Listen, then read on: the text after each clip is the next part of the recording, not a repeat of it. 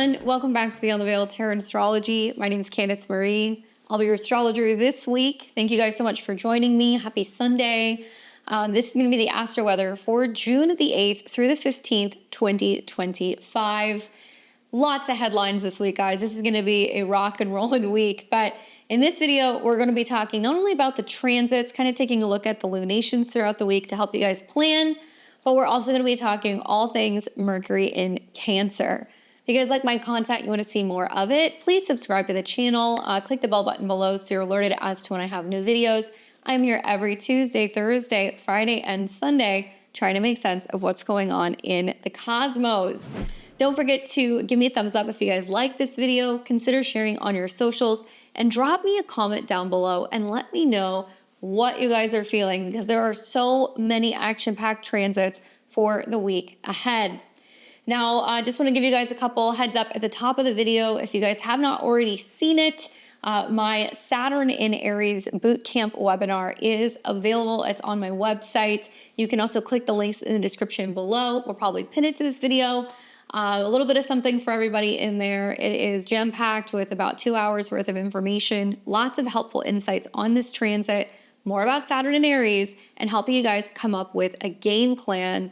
I go through the 12 signs. I talk about some of the most important kind of times to watch, how to work with this transit, what to expect. And I created 12 PDFs for you guys that are to-do checkoff sheets in true Aries fashion, and how to really make the most of this transit, what to watch for, what to prioritize, and how to navigate. So check all of that out and more. I've got personal astrology calendars. We've got gift cards, all kinds of courses and other things at beyondtheveiltarot.com. I'll be here live on Friday. It'll be 6 o'clock p.m. Central Time. That's 4 p.m. Pacific, 7 p.m. Eastern. We'll be doing live tarot readings. So if you guys want to get a reading, come and hang out with us. We have a great crew on Friday. It's always a good time, and get your guys' cards read. Make sure you're subscribed so that way you can see the link. I usually post it on Friday morning so you guys can get in the queue and you don't have to wait for your reading. Or you can join my memberships, support me and my channel as a full-time content creator, and you guys can get a reading with me with level 3 once a month. And I'm kind of working on some extra content and stuff, some things that I will not be putting on YouTube. So I have to put that out there. These are going to be things that are kind of a little bit more oddball stuff, more current event type stuff, and things that can be a little bit more scandalous. So follow me on X if you guys are on X. You can find me at BTV Astro. I'm going to be probably doing some streams here in the next couple of weeks. So if you guys want to catch some stuff that you can't see here, definitely follow me there. All right. Wow, cosmic whirlwind week. Okay, we got a lot of stuff kind of going on. We're going to see lots of emotional stuff that's going to be coming up as we see ingresses going into Cancer. Both Mercury as well as Jupiter will be moving into that sign, ruled by the moon. So watch the moon. We're going to see lots of fiery, feisty, kind of ambitious energies that are going to be playing out with some fire trines that we're going to see, as well as, well, Mars coming into square with Uranus and Taurus. I think the big news is actually this Sunday on June the 8th, we're seeing Mercury coming into conjunction with Jupiter in Gemini, sparking big ideas, bold communication, and obviously amplifying anything in regards to travel, contracts, negotiations, education, media, all like the Gemini things. And so it's kind of interesting to watch Jupiter finally leave this particular sign after a whole year here, and it's going off with a bang with a conjunction to Mercury, at 29 degrees. So that, and then we see Mercury's ingress into Cancer. There's going to be a lot more focus on emotional communication, nurturing, intuitive exchanges, as well as really urging us to be willing to kind of talk about things that we're going to be a little bit more sensitive about. Home and family matters definitely are going to be on the rise, whether that's rearranging, reconnecting, moving, all of that stuff. And we have a beautiful full moon in Sagittarius that's going to be taking place as well. So obviously that's going to be an interesting vibe, seeing Jupiter in a new sign. But we know that Sagittarius is all about things connecting to travel, higher learning, our belief system. And there is quite the tricky mutable grand cross that's going to be playing out actually on the full moon. And it'll even kind of go into the 11th as well. But one thing you guys need to know is that when we see that cross, it means that change is the name of the game. And the ruler Jupiter is going to be in Cancer. So we're going to be a little bit more emotional, sensitive, empathic. And also this week, we are going to see that big bad Jupiter square Saturn for the third time. So, with that, there's always this feeling of needing to grow. I think Jupiter in Cancer is emotionally, or when it comes to our private lives, our home, our foundation, and that being challenged or kind of thwarted by Saturn in Aries, which can be a lot of, with Saturn and Neptune, am I capable of doing this? Am I afraid of making these changes? Am I doubting myself? Am I holding myself back? Am I not seeing things clearly? And we have to pay attention to our emotions now. So that's going to be really, I think, significant in kind of teaching us where we can kind of get out of our own way and what our emotions are really trying to kind of help us become aware of and also heal. Finally, we will see at the end of the week, around the 15th, Mars in Leo is going to form a hard square to Uranus in Taurus. And Uranus is getting ready to wrap up its tour in Taurus. It's happening in the late degrees. And this is something that can be quite explosive. Definitely brings volatile energy. It can spark breakthroughs, but oftentimes we see with Mars in Leo, drama, ego-related issues, creative or romantic pursuits kind of hit a boiling point as it's being kind of challenged by the anything goes Uranus and Taurus. I will be watching the markets come, Sunday, if you're watching cryptos or if you're watching, things that are kind of connected to pre-market into Monday, because I think we're going to see some sparks fly. Traditionally, Jupiter and Saturn squares, if you guys go back and look at summer of 2024, you look at the end of 2024, those were kind of periods where we saw the market kind of turn. We see less expansion and maybe optimism with the Jupiter-Saturn square. So that mixed, I think, in with the Mars-Uranus kind of square as well. It's kind of telling me we're going to see some things rocking, rattling, and rolling in the financial world. So whether that's finance, banking, anything to do with like debt, all of that stuff is going to kind of hit a tension point. So I'm kind of thinking for the week, there is a lot of opportunities for intellectual, insights and connection, great ideas, opportunities to kind of be very creative. But we're going to need a little bit more emotional introspection with some of these planets moving into Cancer. We're going to see some sudden disruptions. I do think that whether this is heartfelt conversations that people are really in their feelings, or maybe we're going to see some philosophical kind of debate related things that are going to come up around the full moon in Sag. Unexpected twists with the Mars-Uranus square this week is definitely a bit of a grab bag. So I want to talk to you guys a little bit about Mercury in Cancer before we get into the week ahead. As you guys know, I pick one transit each week. I know there are a lot of things going on, but if you go back and you watch my Mars and Leo video, I talk about the squares to Uranus. If you guys go and watch my Jupiter in Cancer video, I talk about the squares that's happening to Saturn as well as Neptune. I'll probably still do another video specifically on that square. But a lot of these things I have touched on. So if you want more insight, I highly recommend watching other videos on my channel or go and watch your June 2025 horoscopes. I definitely touch on all of these aspects. I'm loving watching the Mercury transits. I feel like it's good for me. It keeps my mind busy. We see Mercury change signs roughly every 3 weeks, maybe a little bit more, depending on retrogrades. And because Mercury has a strong kind of connection and tie to the South Node, there's this sense of when we look at Mercury transits of what's coming up from the past, what do we need to let go of, what isn't working, what's breaking down, what are we mentally releasing, what better habits can we be embracing, and this kind of unraveling connected to the past. So something you guys need to think about is as Mercury is going through a new sign that is going to be associated with the moon, that the moon is going to be dictating and impacting a lot of the Mercury transits. Simultaneously, we're also going to see that Jupiter is in the same sign. So right off the bat, it's going to feel a little bit more emotional than usual. But Mercury, as you guys know, especially if you happen to be like a Virgo or a Gemini rising, is traditionally kind of associated with communication. This is about our thought processing. This is about learning, traveling, commerce, business, exchange, breaking things apart, putting it together, and it's very quick. So we see lots of things happen very quickly with Mercury transits. And what I like is that this is at least a planet that is generally pretty adaptable, and it rules how we process and kind of share information. So whether this is media, social media, apps, anything kind of connected to news, journalists, writers, usually we see more information in communication. on the topic relating to the sign. So a lot of the communications, thoughts, and things, or business related things, are going to be kind of connected and correlated with Cancer. So in Cancer, a sign that is cardinal, it's action oriented, it's ruled by the moon, it's a feminine sign. It's shifting from more of like this Gemini, Aries kind of like logic energy to something that's more watery, and it's got an emotional lens. So communication will become more nurturing, more intuitive. It's much more personal in this sign as well.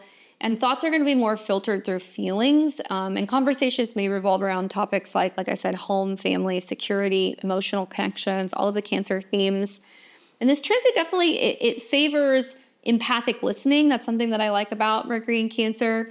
However, it can also make us overly sensitive or protective of our ideas. So that's something that you guys want to kind of think about. People are going to be a little bit more emotional in some of their conversations. And the impact that I have seen when Mercury goes through Cancer is not only is there going to be more of an emphasis on emotions and kind of like sentimental exchanges, but I feel like people have a tendency to kind of communicate or express themselves indirectly. We think of like the crab that goes like side to side. So it's not going to be exactly direct. We could be kind of feeling our way through things in conversations, trying to figure out if we want to kind of open up more, or if we're going to be a little bit more guarded.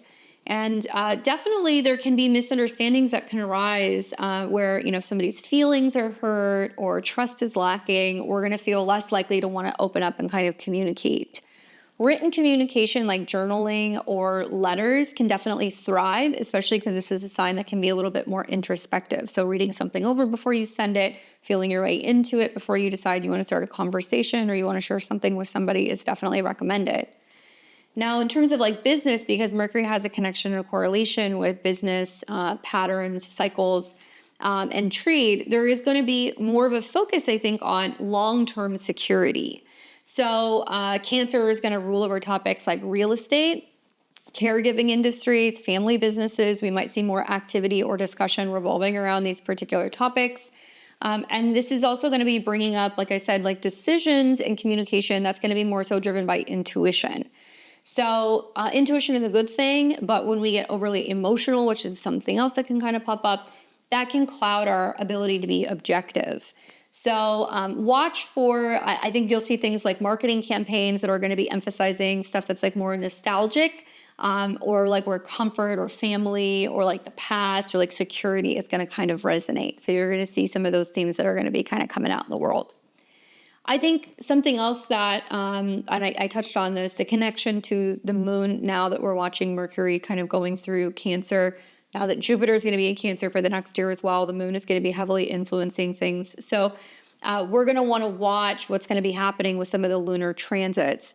During this period for the next couple of weeks, when the moon is going through like Scorpio, Sagittarius, Capricorn, or Aquarius, I think these are times that you're going to want to kind of watch because there's going to be some things that are going to kind of come up that are going to make aspects.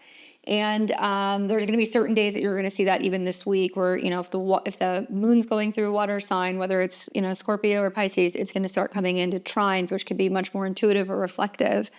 However, if it's going through like air signs, we're going to feel like we're going to be more kind of focused on intellect and communication, but we're going to feel like we're going to hit like a road bump or a speed bump, and we're going to have to really feel our way into things before we communicate. So watch that. That'll come up this week. And also, we want to think about the connection to the South Node. So I talked a little bit about how this is about the past and removing things and maybe not being so critical or focusing on letting go of old, outdated ways of working or even habits. And Mercury rules the South Node. So this is another reason why I think that it's important. It's going to kind of show us, and it has shown us even through going through Gemini this last week, where it's important to communicate and connect and get information and keep an open mind or consider a different perspective, because some of these planets in Gemini have been and will continue this week to square the North and the South Node. So yeah, lots of like interplay where we kind of feel like we're at like a crossroads where it's like, okay, this is where we've been, this is where we can go. How do we get there? And how do we communicate and kind of get the point across or get the necessary information? So, I think that South Node is really encouraging us to let go of hypercritical communication patterns. And so maybe Mercury in Cancer, it's inviting us to open up a little bit more intuitively or being more compassionate with our conversations. And we're going to start to see some nice aspects in the second half of June where Mercury is going to start sextiling the south node and actually trining the north node.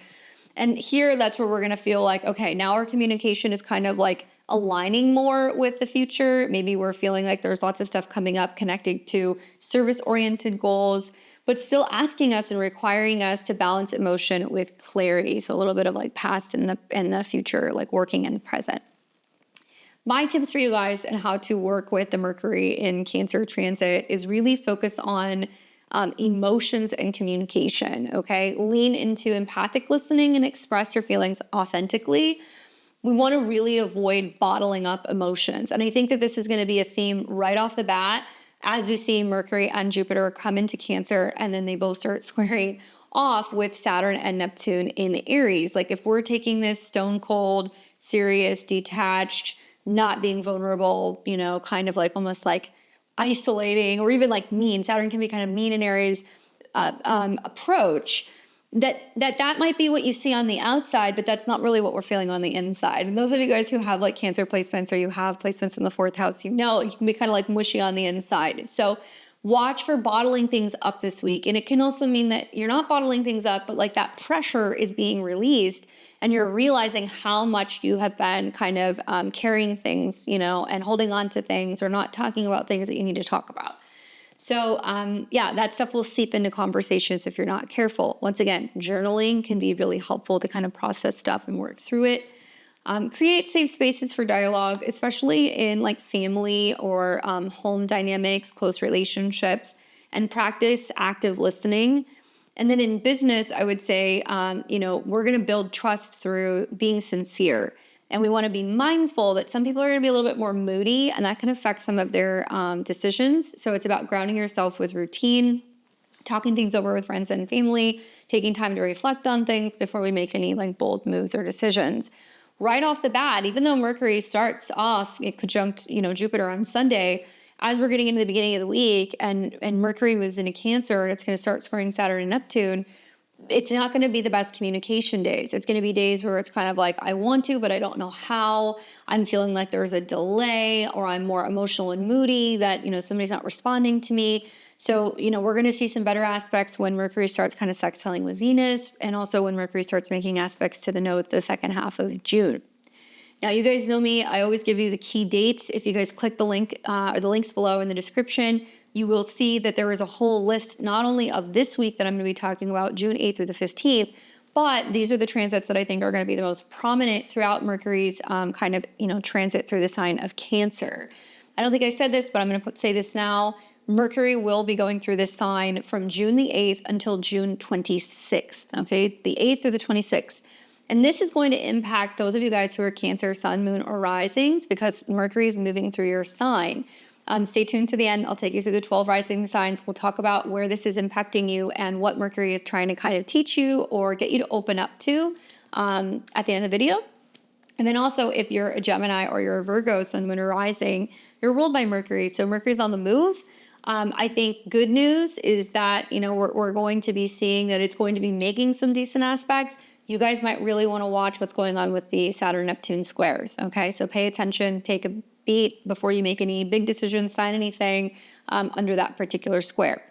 Now, we're going to see Mercury enter into Cancer later this evening. So if you guys are watching on June the 8th, you're going to see first Mercury go into Cancer. That's going to be on Central Time here in Texas, so right around 6 o'clock-ish p.m. And that's going to be around 4 p.m. on the Pacific Coast, 7 p.m. on the Eastern Coast. Here's what's interesting, guys, and you've heard me say this in some of my other videos, but anytime we get anything around 0 degrees of the cardinal signs, because this is the world access points, okay? When planets sit on these degrees, shift happens.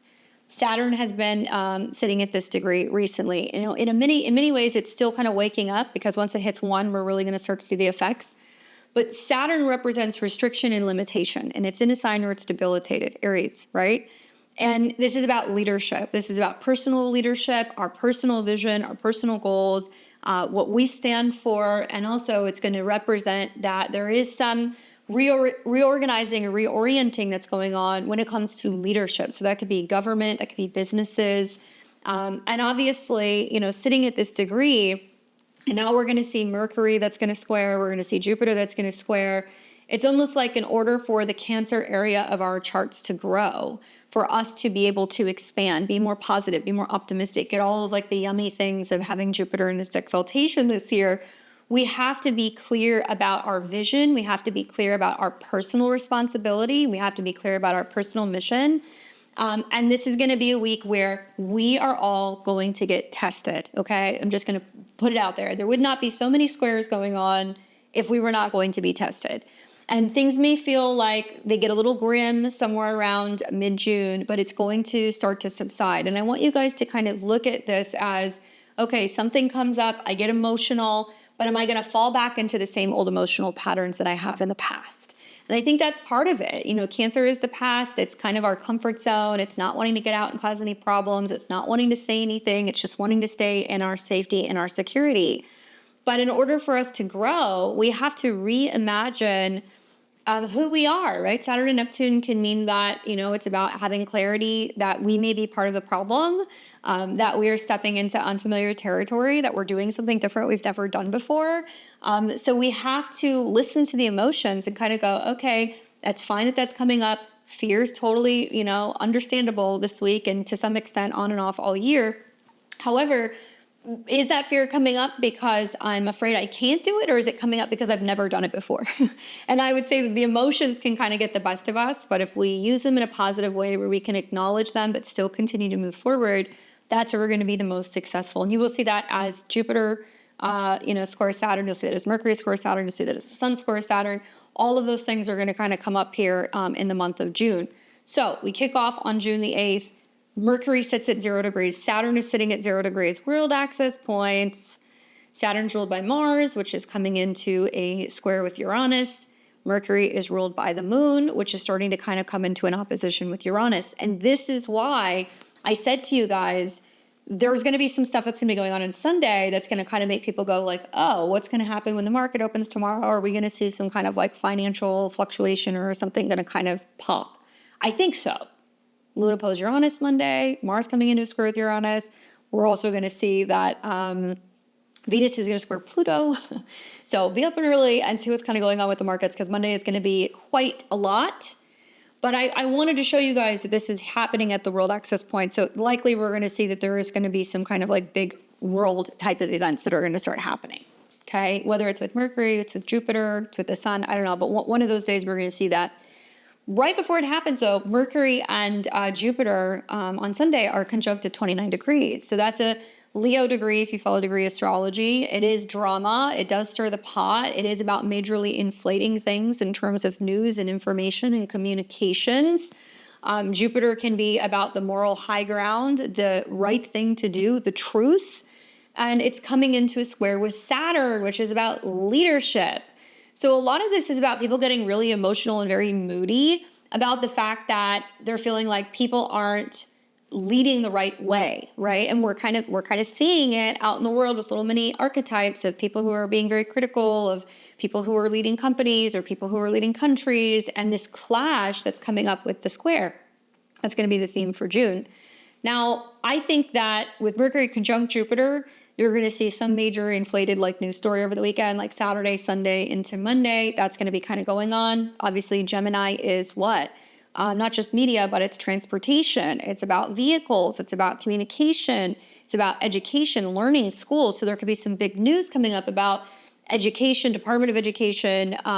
Jupiter makes things big and Mercury moves. So it's like something involving major headlines when it comes to transportation or larger vehicles or distribution of goods, importing and exporting, maybe some stuff about the tariffs. Or we might also hear more about, I just think of like big rigs, big trucks, like big planes, like something big news revolving around education or travel. So that's what I'm kind of anticipating is going to happen. And it seems pretty dramatic considering the fact that it's also coming into a square with Saturn. So it might be some tariff stuff.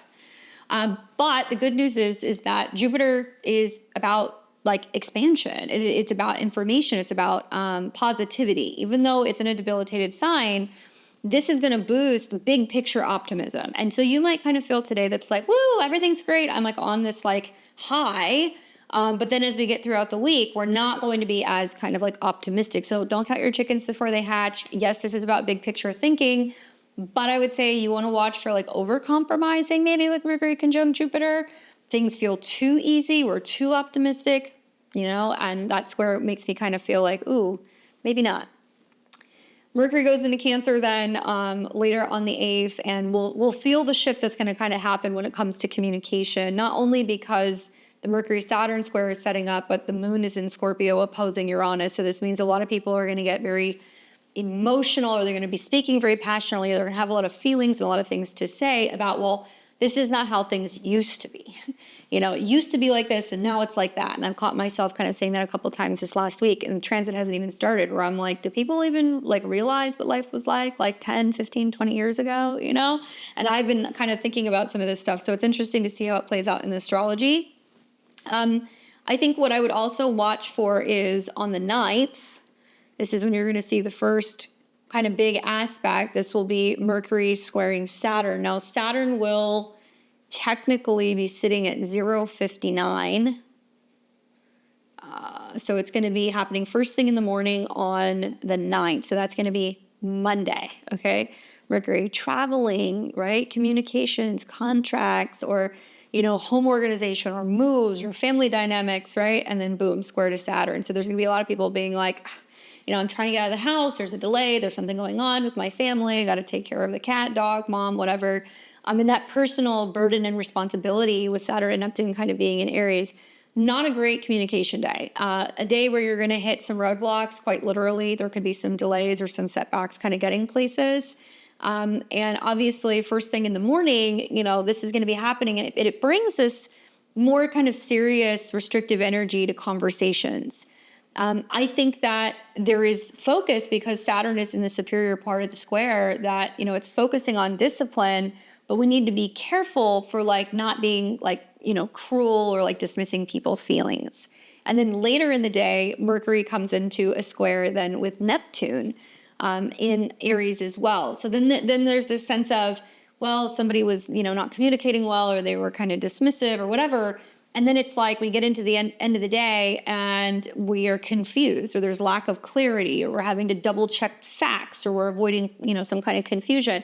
I'm just going to come out the gate and say this. Something likely is going to be said by some type of a leader that is going to be misconstrued. Okay. And that's just been the media, the last several years anyway, but something will be most likely misconstrued, or it's going to be chopped up or edited up, or it's going to be put out in a way that is not exactly what the person said.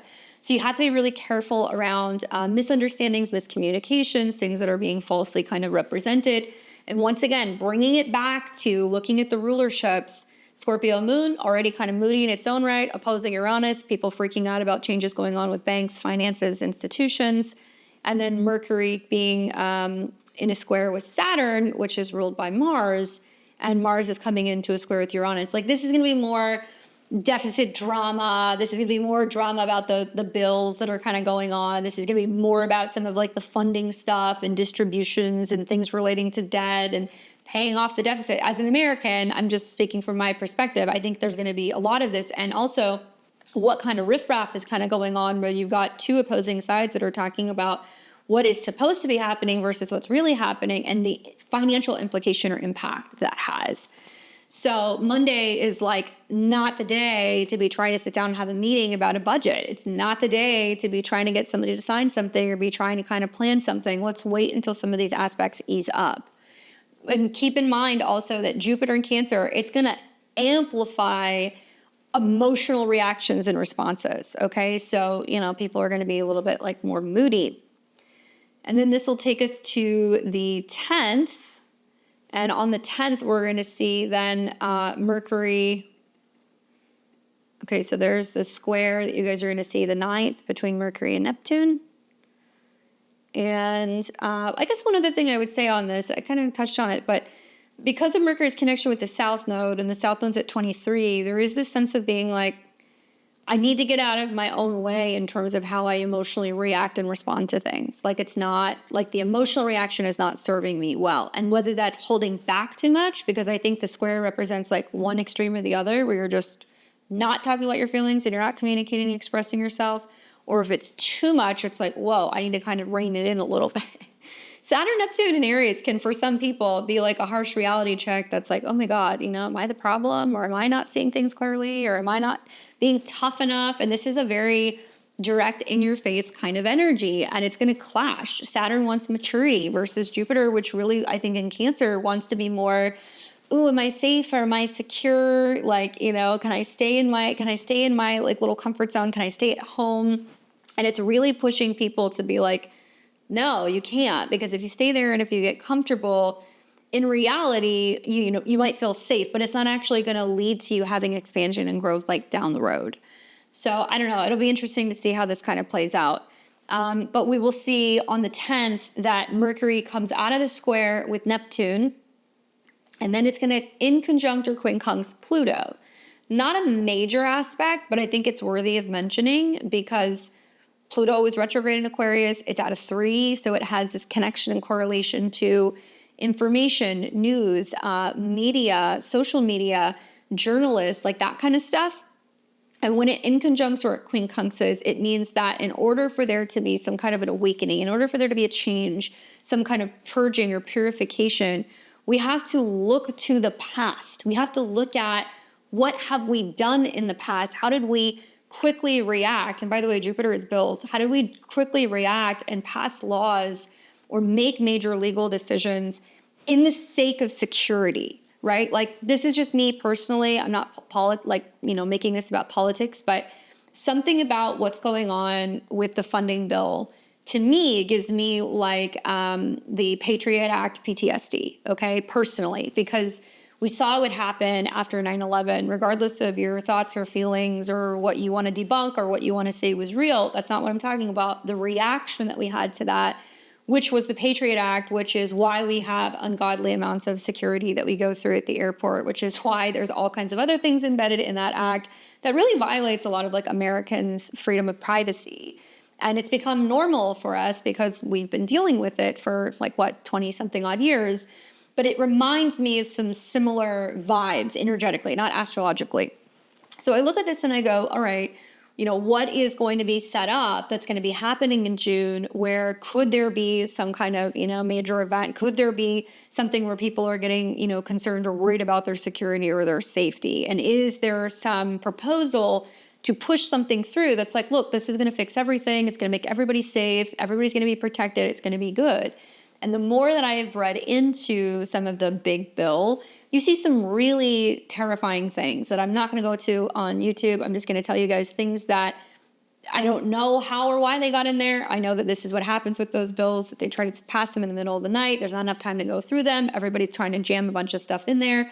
But when we hear that it was more about tax relief, or that there was going to be, funding for things, or that it was going to help kind of take care of the deficit, whatever. There's lots of things in there that have absolutely nothing to do with that. Things that are in there that quite literally, I feel, are not providing safety for U.S. citizens.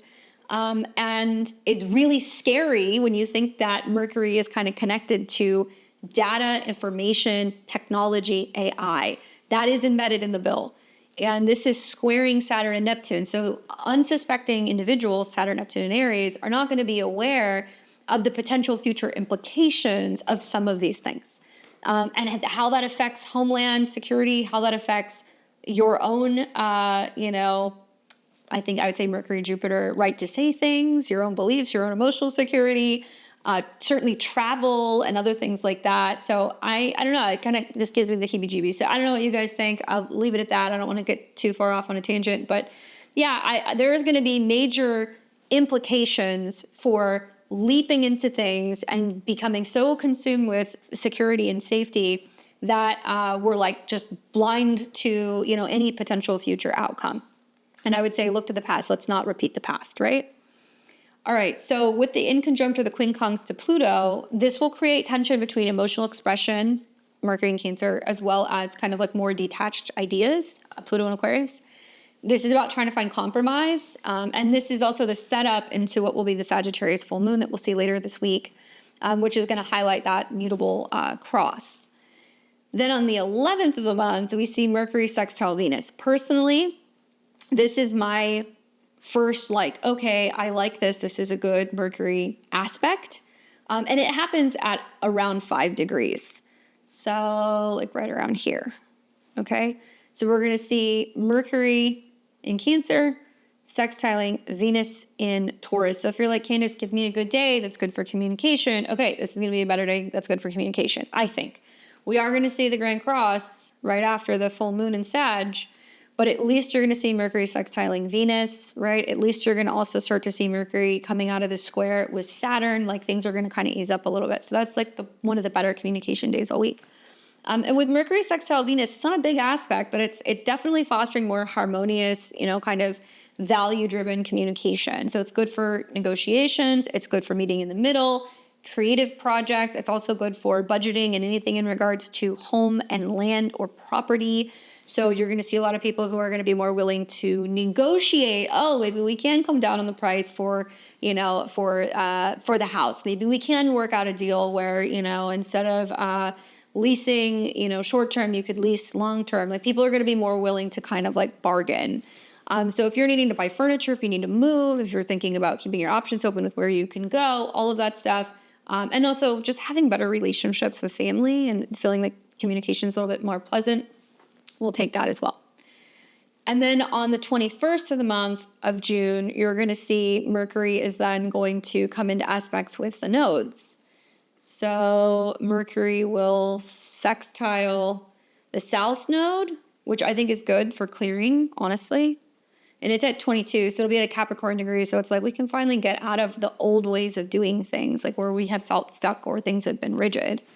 We will also see the moon sextiling Mercury, and it's conjunct Venus. Yes, we're coming into a dark moon phase, so we're going to be preparing for the new moon in Cancer at the end of June, but pretty good day. I mean, I like to see Mercury in aspect to the South node. I like to see Mercury trine the North node. This is a day that's just like, you know what? We can kind of now start to relax and come out of where there has been some tension. And we're starting to see now Jupiter separating from the square with, at least with Saturn, as well as Neptune. So it's coming out of the square. So this is a great day as well for negotiations, commitments, purchasing things, also anything that's just like, I want to reorganize, I want to clean, I want to declutter, I want to invest in something maybe that's going to be long-term quality, like that type of stuff, especially because Taurus is going to be about land, personal possessions, and security, and Cancer is going to be more about like home and family or like domestic pursuits. So if you're somebody who's on the hunt to make a change with your home or to be renovating your home or improving your home or moving or leasing, some pretty good aspects that you're going to see. So that's what I've got. And then the final one, actually there's two more, I take that back. The other one, which is a little bit of like an ouch day, is going to be the 24th. And this is going to be when Mercury squares Chiron, which is definitely a little bit more of like a tricky communication day, especially with the moon being in Gemini. And we're coming into the dark moon, so people are a little crabby, pun intended. And the dispositor of the moon, Mercury, is square Chiron. So this is also not a great communication day. With Mercury square Chiron, especially in Aries, it stirs up like emotional wounding in conversation. So we have to kind of approach other people with care and also like with vulnerability. This can be a day where people are going to be a little bit more sensitive and like reactionary as well. Okay. And it's at 26. So it's about money, resources, stability. It's like talking to landlords about, hey, rent is late, or talking to roommates about how do we deal with this increased bill, and people getting kind of like, kind of touchy. Certainly family relationships and funding also can be a little sticky here also. And then we're going to see the final one, which will be Mercury sextile Uranus, which is quite colorful. This will be on the 26th. And when Mercury comes into a sextile with Uranus, it's going to be at 29 degrees. Okay, it'll be right after the the Cancer new moon, which will be, it looks like on the 25th. So here we go. So it's like the 25th going into the 26th. Mercury is going to sextile at 29. What? All right. So 29s are always like the end of an era. It's like wrapping something up. So with just coming out of the new moon in Cancer, pretty damn good. Moon at a 4, Jupiter's conjunct, right? Even in spite of some of the squares to Saturn and Neptune, it's being like, nope, we're going to focus on security. We're going to forge ahead. And we're really going to start to feel like things are propelling forward at the end of June. Like whatever we've been going through earlier this year, things are going to start to subside a little bit. And I think we'll be feeling more optimistic. I think we're going to kind of trust our intuitions more. I think this is when we're going to kind of learn that it's okay to go into unfamiliar territory and be more focused on not repeating past habits and patterns. But once again, 29. So 29s deal with Leo degrees. So people in the music industry, performers, celebrities, leaders, always kind of get kind of brought up whenever you see things at 29. And so I think with Mercury sextile Uranus, it's a nice aspect, but I think the 29 adds a little bit more of like a punch where, usually when you see Mercury in sextile to Uranus, we are opening up to new ways of thinking. We're more innovative. We have intuitive ideas. Maybe we're kind of embracing unconventional solutions. And this could be revolving around, banking, resources, agriculture, farming, food, banking, like anything money or finance or like Taurus related. So it does look like there is like a turning point. And it's interesting to me because this is also the area where like Mars was retrograde earlier in the year. And it was in opposition to Pluto. And we're going to see like actually as Mercury goes into Leo, which won't be happening until closer to like the 26th, it's going to oppose Pluto, and it's also going to retrograde in the early degrees of Leo, the very same way that we saw Mars retrograde. And Cancer is like what we kind of cultivate, we bring in, and that security that we create. So then that way we can have more playtime, we can have more fun, more romance, more self-expression in like the Leo area of our chart. So a little fascinating that it's making some of the same aspects that we saw with the Mars retrograde. Anyway, the point is that I would be watching these 29s because that's when you're going to see a pretty significant, a pretty definitive turning point. We'll talk about Mars and Leo as we're kind of getting closer to the end of June. I'll certainly talk about that in my July horoscopes as well. You guys usually get those like the third week of the month. And now we're going to move on to the rest of the week. So let's bring the clock back to the 8th of June. And once again, you guys can find all of those dates in the description. And if you guys are watching on Sunday, happy Sunday to my Sunday crew. I hope you guys are doing well. I'm loving all of I started noticing some food recommendations now. Sometimes people were like, here's my coffee, here's my tea. And then occasionally I get a cocktail, which I love. Sunday brunch, yeah. And then now people are telling me what they're eating. So, okay, what are you guys snacking on? Thanks for bringing me with you guys, whether you guys are hanging out in your PJs, you're cleaning up the house, you're driving the car, you're going to the gym, whatever. Thanks for taking me with you. Sunday, Scorpio Moon. I mean, what can I say? It doesn't get kind of rocky until Monday morning. So positive here is that while the moon is going through Scorpio, we are going to see that it is going to make some aspects to the North Node. I think that's one of the really only positive things that we're going to see with us. And it's also going to sextile the South Node. While the moon goes through Scorpio, there is more intensity. There's more working through fear, trauma. People can also be a little bit more, they can retreat a little bit, right? And so like Jupiter's not in Cancer yet. So once it gets in there, Scorpio moons are going to be a little bit more intense. And when we look at what's going on with the moon, I'm always looking at Pluto and I'm always looking at Mars. Well, nothing's really going on with Pluto. Venus is starting to come into a square with Pluto. But Mars is also starting to come into a square with Uranus. So you might be feeling that some of the tension that's kind of brewing is, what I want or what I want to possess versus, what other people have. Some jealousy, kind of tension, back and forth stuff can be brewing.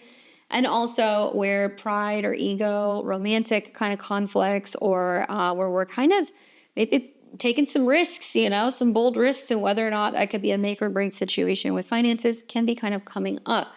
I will specifically be watching, like I said, Sunday into Monday, not just the regular markets, but the crypto markets, because Uranus and Taurus is very much about crypto.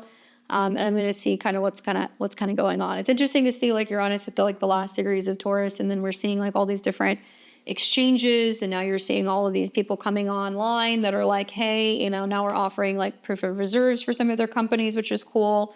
We're starting to see more like Bitcoin lending and other things. Not a financial advisor. I just find it very fascinating that now we're going to see planets going into Cancer, sextiling Uranus and Taurus. And I'm like, is there going to be all kinds of opportunities for mortgages? Or are we going to see people who are going to be finding, new ways to pull out equity, out of their house and be investing in something that they believe in? Maybe. See.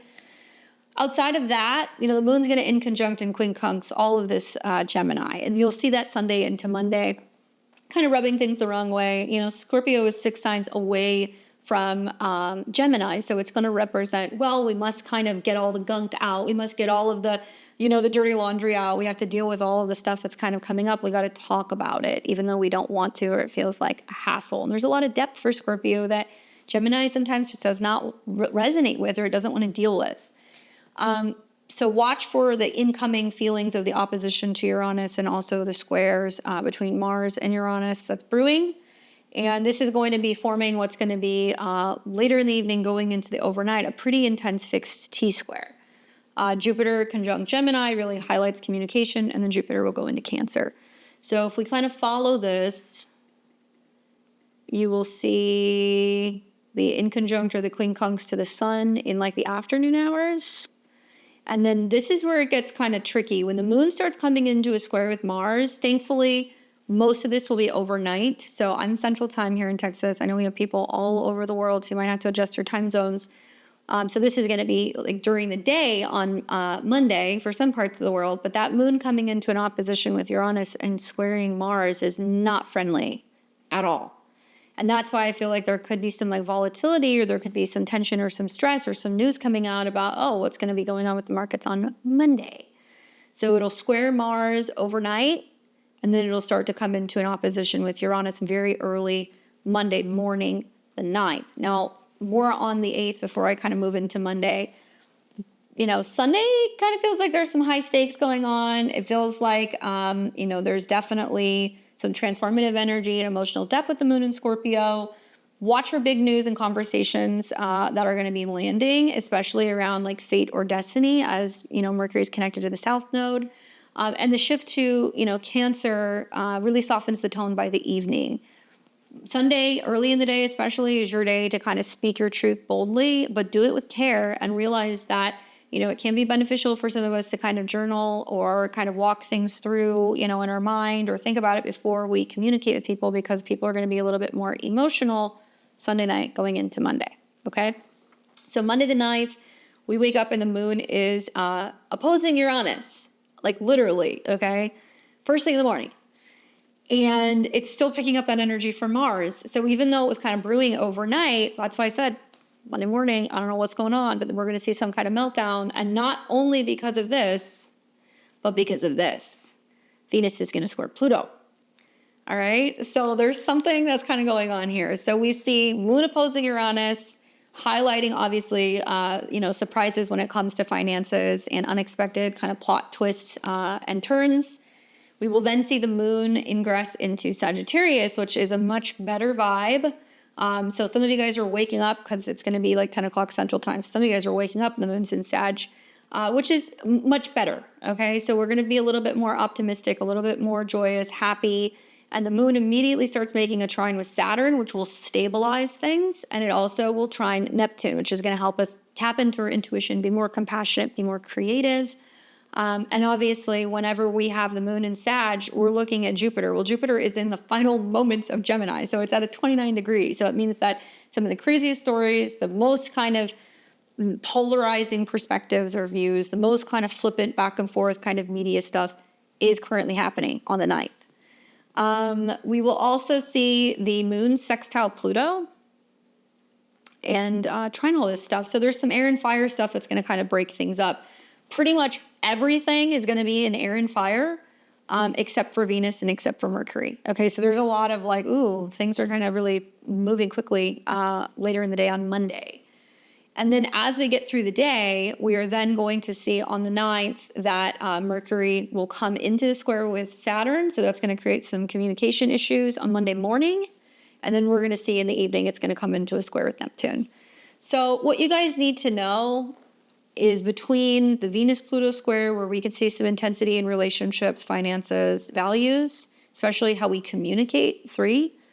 And then Mercury squaring Saturn. I mean, I could see some people, especially because Cancer is what's secretive, people are being like, I'm making money moves or relationship moves or doing things, I'm not saying anything, and it could definitely ruffle some feathers. Monday to me feels like a roller coaster. The focus, I think, with the squares to Saturn and the tries to Saturn is really staying committed and staying disciplined. It's also a period where we could see some confusion, right, with some of the squares between Mercury and Neptune. if you don't know something's true, don't be reposting it. Don't be repeating it. If you're unsure about something, ask questions. Not the day to be signing contracts or any kind of like serious commitments in my mind, because we're not seeing things very clearly. Because remember, Mercury represents something that's kind of like a blind spot or something we have to let go of. And I think for a lot of people, it's going to be like, I'm just not resonating with my home space anymore, or, the city I'm living in, or the house that I'm in, or, my family relationship. And like, don't make any impulsive decisions because of what's coming up emotionally. Just sit with the emotions. And watch for themes revolving around financial or power struggles that emerge with Venus square Pluto. But I feel like the Sagittarius optimism is really going to kind of help open things up a little bit. So stay grounded in your conversations Monday, verify details to avoid any kind of haziness with Neptune, and embrace some of this more kind of nurturing communication energy that's coming in. So if we follow this throughout the day, early morning is going to be the most productive with the moon trine Saturn and Neptune, and you want to kind of see the silver lining in things. And then as we continue to go throughout the day, we're going to kind of catch the Venus-Pluto square, and we're also going to catch the continuation of Mercury square Saturn. So yeah, it's a little bit of a grab bag energy day. All right, so this is going to take us into Tuesday, which is going to be the 10th, and moon is still in Sagittarius. We are coming into the full moon vibes that you guys are going to be feeling as the moon goes through this sign. Something you're going to want to watch is that there is a buildup into basically the full moon all day. We're not going to see too many aspects going on with the moon. It's no longer in the sextile to Pluto. It's not trining any of this stuff. Nothing is really happening.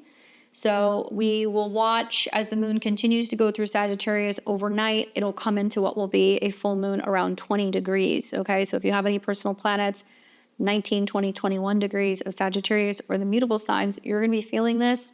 I put a video out on the full moon in Sag. Go check it out. But I think the most notable thing is that you're going to see that mutable grand cross. Now, this is the day that Mercury inconjuncts or quincunxes Pluto. All right. And this is also the day that Jupiter enters Cancer. So a lot's going on Tuesday.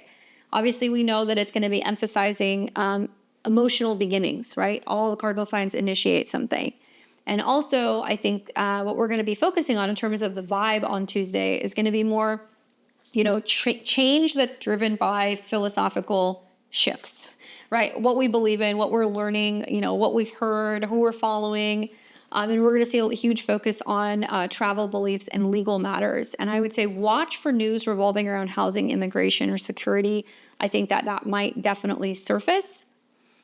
And let's see, are we missing anything? And then also, this is a good day just because of the Sag full moon, just to kind of reflect on your beliefs.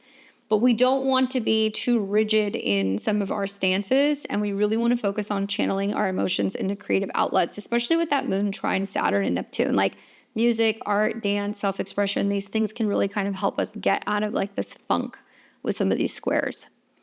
Now, if I take it throughout the day, like I said, pretty unexpected moon. The moon's not really doing anything until it's coming into what will be the full moon, which is going to be very late, I guess technically early on the 11th, and that'll be around 20 degrees. But most of us are going to be asleep unless you're in other parts of the world. What I was referencing with the mutable cross is the fact that the moon is squaring its own nodes, which means fateful karmic circumstances that are changing. Maybe what we're learning or opening up to, or what new legal things are happening, or what things we're kind of, realizing or believing in, and how that's going to help us make a huge shift, especially when it comes to like, cultural differences, religious differences, all that stuff. And it's got the sun squaring the north and the south node as well. So there is a change of circumstances that's kind of happening overnight leading into Wednesday. I think that'll create a situation where there's going to be a continuation of the full moon. And until we see the moon come out of the square with the north and the south node, which is still happening on Wednesday morning, the 11th, we're going to keep feeling that energy grow. The positive is that we do have some nice aspects that are setting up. So we've got now, like I said, Mercury and Venus that are kind of coming into a sextile. And we also are starting to see the moon is coming into a trine with Chiron. So kind of putting all those things together on Wednesday, watch for some of the challenges maybe that's going to happen first thing in the morning, or maybe you're feeling like you're between a rock and a hard place and there's some, things that we need to learn, we need to reflect on, or there's some change of circumstance, especially I think with the Sagittarius full moon really highlighting Jupiter and Mercury's conjunct Jupiter, which is now square Saturn. I think it's going to be things about borders and immigration. I think it's going to be things about where people can or cannot visit to. You might hear more about travel bans or issues revolving around coming or going. Certainly Mercury rules systems, Jupiter rules airplanes. I mean, it's pretty matter of fact that there's going to be some stuff that's going to be kind of coming up about travel rules and regulations, and some impacts where stuff could be, delayed in some way, shape, or form. We will see later in the day that then the moon is going to go into Capricorn, major vibe shift, and also, holy cow, we got planets that are all around the early degrees of the cardinal sign. So if you have like the first, let's say 10 degrees of the cardinal sign, sun, moon, or rising, you're really going to feel some of these squares that are coming in. It'll be in the later evening hours, depending on where you are, that the moon will ingress into Capricorn, which is going to have us focusing on Saturn. Well, interesting stuff. Remember, like I said, moon is going to dictate what's going on with Mercury and Jupiter. So when the moon goes to Capricorn, emotional heavy lifting, focusing more on, career, long-term goals, legacy, but also people are looking to, leaders, they're looking to CEOs, they're looking to bosses, they're looking to presidents, prime ministers, whatever, to be like, hey, what are you going to do? And because Mercury is in opposition to Jupiter at 0 degrees, the moon in Capricorn is in opposition to Jupiter at 0 degrees. And it's also simultaneously squaring Saturn, which is debilitated, and it's the ruler. The 11th makes me feel like there's some people looking around going like, okay, people are reacting very strongly to leadership, and they're wondering, are we going in the right direction? And that's going to make Saturn not only important because it's the ruler of the moon, but it's also going to show, okay, debilitated moon, debilitated Saturn, exalted Jupiter. And it's basically saying we need to look at what we've done in the past, or what's happened in the past, or what the patterns have been in the past. And on a personal level, it's like, what our ancestors did, what our parents did, how we grew up, our emotional kind of patterns and habits, and how that has impacted us on a personal level, how we run our lives and our home, and also what we take responsibility and accountability for.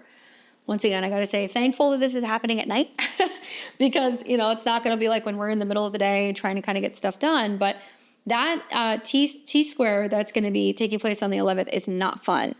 And I feel like in the morning on Wednesday, it's more optimistic. And then as we're getting into the Capricorn moon shift, it's much more focused on discipline energy. But tensions really arise, in home and family relationships, in career relationships. And there is this sense, and I don't know, maybe it's just me, but I have just noticed that there is this whole, Saturn, Neptune, and Aries. It's like, well, what am I not happy about? Okay, well, what's my role in that? And what can I change? And where can I, kind of shift or take some new kind of action in creating a new reality? For many people, it's going to be how work and family are impacting or creating some sense of disappointment or not feeling totally satisfied. So if you find yourself on Wednesday night kind of like in a bit of a rut, that's why you're seeing the square that's kind of coming in, and it's making Saturn and Neptune the focal point, being like, you got to change your perspective or you got to do something. Otherwise, you're going to stay in that kind of perpetual state. So I would say Wednesday morning is definitely easier. Certainly with Mercury sextile Venus, hey, we can find that communication is a lot more harmonious. But as we're getting into the evening hours, it's really time to get serious about setting realistic goals, I think, under the Capricorn moon, and getting serious about your vision when it comes to what what's going on in your Cancer and your Capricorn area of your chart. All right, so then this is going to take us through into what will be Thursday the 12th. And the moon's still in Capricorn when we wake up. Only kind of tricky thing here is that it is making an opposition to Mercury in Cancer. So that Capricorn moon is all business, and Mercury in Cancer is more like emotions. And so there's the sense, I think, of feeling like we're at odds where we have to choose one or the other. So some of the Wednesday night stuff is kind of bleeding into Thursday morning. Positive is that we are going to see the moon is going to come into a trine with Venus. Okay, so I like that. And Mercury and Venus, they're still kind of in their sextile. That's nice. So Thursday, I think with the moon opposite Mercury, and also seeing, the moon that's still coming out of the square with Saturn and Neptune. There is this feeling that's persisting that's just like, okay, I'm not quite getting what I want, or there's some kind of delay, or there's some kind of setback.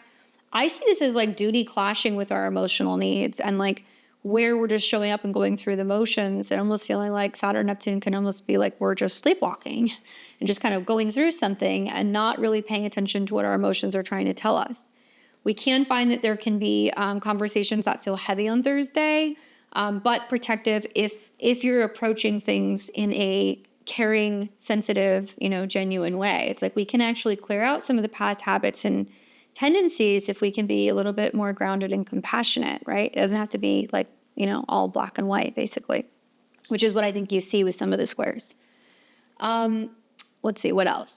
And then as a tip for you guys, I would say, on Thursday, this is going to be probably best if you're trying to travel, communicate, get work done, if you're waiting until the moon comes out of the opposition with Mercury, and it's still kind of trining Venus. So that's going to get easier right around midday.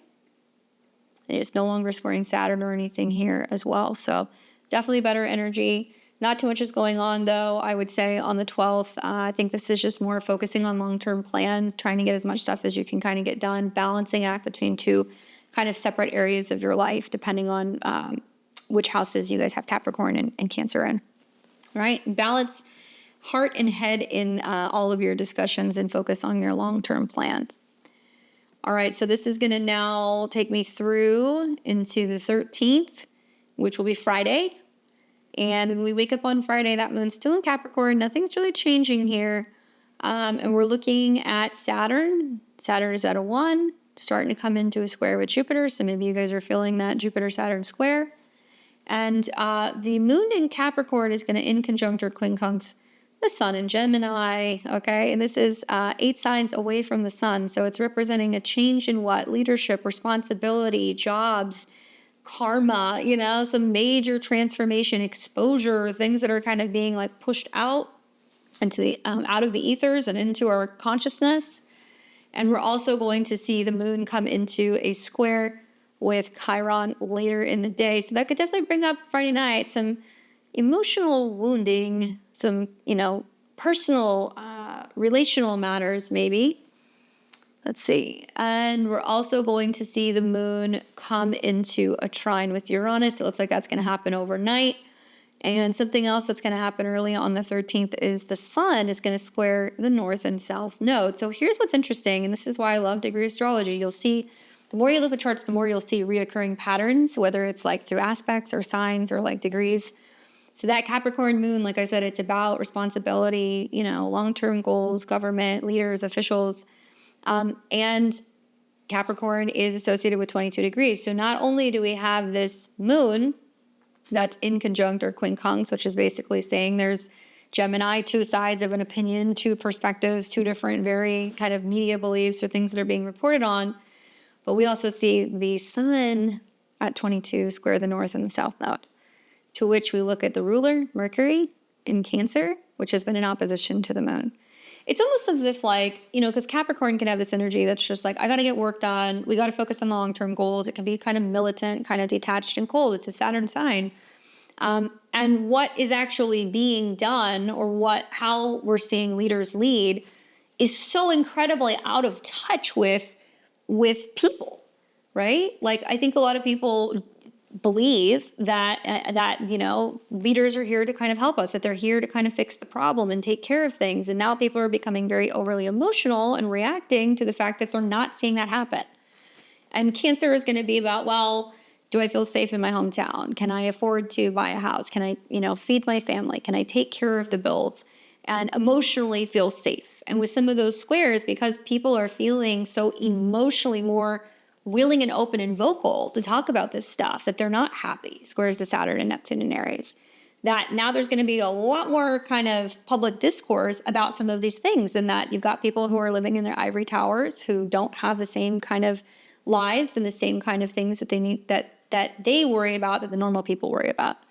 And that we're going to see increasingly where some of these people are really out of touch, and that people are really more consumed with, the day-to-day of what they can and cannot afford to do, and the impact that that has on you emotionally, right, or psychologically, and how that's actually leading to like a major health epidemic, right? Saturn and Neptune in Aries can mean, anger and how it's creating inflammation in the body. It could be about, people who are also stuck in habits and patterns and anything connected to addiction, alcoholism, the list goes on. So yeah, I think that's going to be a big thing. You might also hear lots more in regards to like food and drug administration stuff, things kind of connected to obviously care for elderly, as well as like seniors and anything connected to housing and homes like that. And those topics can be coming up here as well. All right, so on the 13th, I guess with the sun square the nodes, there's going to be a turning point where there's going to be some public announcement, or there's going to be something that's going to be put out there. If I remember correctly, I think this is somewhere right around Trump's sun.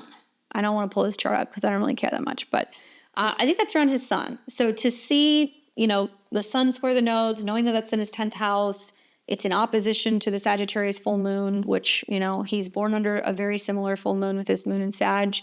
It's going to be an interesting week for Donald Trump. I think that, knowing that the week ends with, his Mars return and it's squaring Uranus in his 10th house, he's kind of feeling like he's reacting to being attacked, and certainly some very explosive energy. Under similar squares is when we have seen other assassination attempts. And I have said this many times, but there is something that's quite dangerous and explosive about some of the squares that are going to be happening in his chart. So whether it's he's feeling attacked by people, or there is something that happens with security, it does kind of come up in the stars. So we'll see. All right, so on the 13th, I think the only other thing that you guys are going to want to watch for is that, this is a day where with the moon in Capricorn, especially as it's starting to kind of come out of the trine with Venus, and it will eventually be making trines to Uranus kind of going into Saturday, this is a day where, practicality is meeting with some kind of unexpected insight. And I also feel like communications and discussions are going to be really important with that sun square. And, emotional healing or challenges may surface later in the day, and that's because the moon is going to come into a square with Chiron and Aries. So definitely makes it a little difficult. I could see like some people like, they're working late, or like I've got a lot going on at work, and like I'm not getting the time that I need, or I'm feeling like there is some kind of burden of responsibility, and that's bringing up some kind of healing or like wounding related issues on a personal level as well. So Friday, all I can tell you is just embrace some of the aspects that are going on with the moon coming into a trine with Uranus. I feel like this is great for innovation, but we're also going to have to be super aware that we have to address some of our wounds that are kind of coming up. And once again, I still feel like whether you look at the moon in Capricorn square Chiron and Aries, or you're looking at Saturn, in Aries conjunct Neptune, it's like where we have become so comfortable being uncomfortable that we don't even realize that we're in it, and that we're almost in a way like perpetuating like that cycle. I don't know if you guys have been feeling that, but that's kind of like my interpretation. I've seen it with a lot of clients. I've seen it with friends, family, all that stuff. And now it's like, Saturn and Neptune and Aries, it can be angry, it can be mad, it can be hostile, but it can also learn to transmute some of that and to be more compassionate and kind, especially to the self. And when these planets are coming into Cancer, we're not going to be able to just put a lid on it. You're going to see people that are just going to be angry crying, or people who are just going to kind of pop off, and it's going to be stuff that they have been holding on to for a very long time. Got to get that stuff out, obviously, during some of the squares. But yeah, just keep in mind that everybody's going to be in different levels emotionally this week. So you're not really going to know what you're going to get from some people. All right, this is going to take us into the 14th. This will be Saturday. And Saturday morning, moon is in Aquarius, okay? Guys, this is when things are really heating up, Saturday and Sunday. Now, moon in Aquarius, vibey, social. We can get together with other people. We can see friends. We can do things. We can have a good time. And I like this on the weekends especially. However, what you're going to find on Saturday morning is that the moon's going to conjunct Pluto. And then it's going to start coming into a square with Venus. So with moon conjunct Pluto, there's some emotional tension, some drama. We're reacting to things very strongly. This looks like it's going to be midday Central Time. And it will also, while it's conjunct Pluto, which could represent some kind of, public awareness, shocking, surprising news, something that's being released, something that's coming out, some, thing that's taking the internet by storm, or something. Pluto could be, obviously, touch wood, terror related, things connected to deadly situations, things connecting to some, expose. Threes deal with journalists, and it's like, okay, is there going to be some scandal where like a journalist is going missing, or that they expose something, or something like really serious? And then it's going to start coming into a square with Venus. Now, when we look at Uranus, when we look at Aquarius moon transits, we're looking at Uranus. So by degree, Uranus is at 28, Mars is at 28. So I have found that Mars transits actually, it's usually a couple of days early. Like it doesn't have to be like the day of the exact square to have the Mars type thing happen. But it just so happens that you will see Saturday going into Sunday that right when the Mars-Uranus square is perfecting, the moon is coming in for the square. So this is going to create yet another tens T-square. So it's going to start up first thing, I would say, in the afternoon on Saturday. And we're going to also see it come into a square with then Venus. And Aquarius is like friends, goals, allies, things that are more, about like socializing. And that moon coming into a square with Venus means that it doesn't feel very social. It doesn't feel very friendly to me. It feels a little detached. It feels like there's going to be some kind of conflict revolving around values, or, conflict revolving around, well, where do we go? What do we eat? What do you want to do? What do I want to do? And they're different things because we're seeing that tension. And I think that this is like detached moon in Aquarius, but still intense. And we're going to see the brewing volatility that's going to start on Saturday night. I'm expecting that tempers can flare a little bit with the Mars-Uranus square. Mars is heat, right? It is passion, it's blades, it's cutting, and anything to do also with Leo. So this could be celebrities, entertainers, musicians, some kind of drama that can have some kind of impact physically or financially. Now it's going to square, it looks like at 28. 28 is a degree that correlates with Cancer.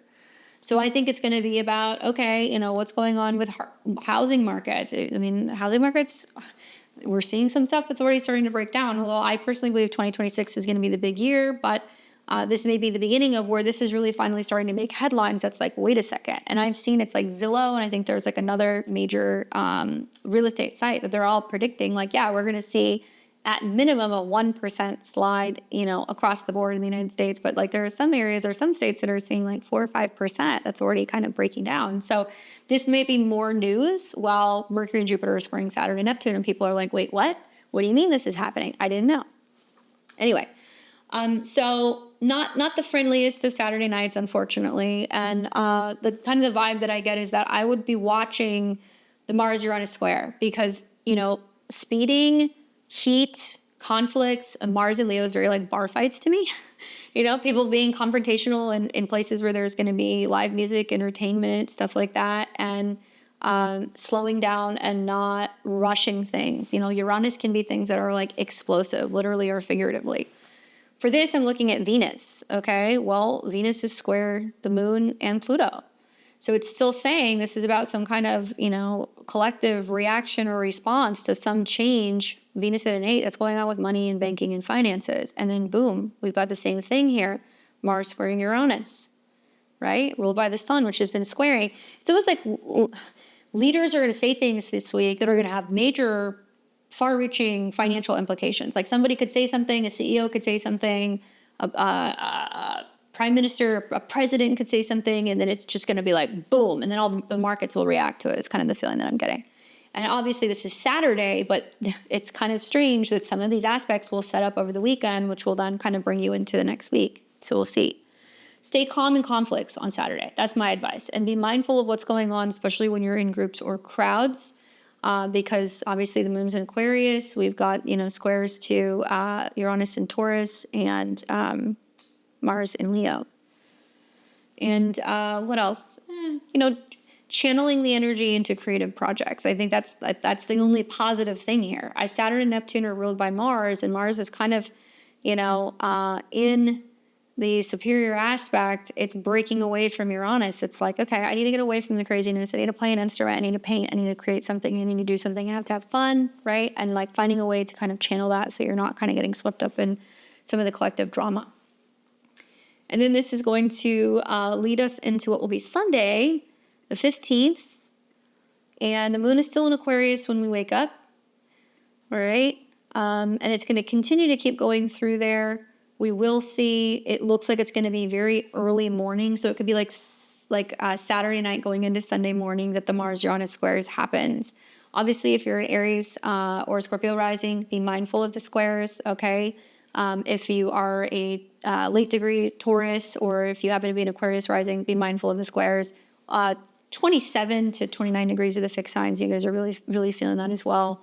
So even though the Mars square has perfected early in the morning, because Uranus is the ruler of the moon, when this starts coming into a square with Uranus and in opposition with Mars, that's going to be nasty.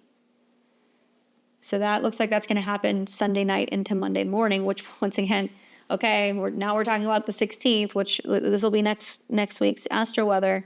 But look at this. You're going to see the moon hit 29. Uranus is at 28:58 and Mars is at 29. Like, what? Like, yeah, Monday the 16th, another crazy market day. I'll talk about it next week, but something's going to happen here. And I don't know what it is. Uranus is the focal point. You know, Venus is actually in her domicile. It got decent aspects. You know, she's still kind of sextiling loosely Mercury as well as Jupiter. So I don't know what it's going to be, but the next 2 Mondays look a little colorful.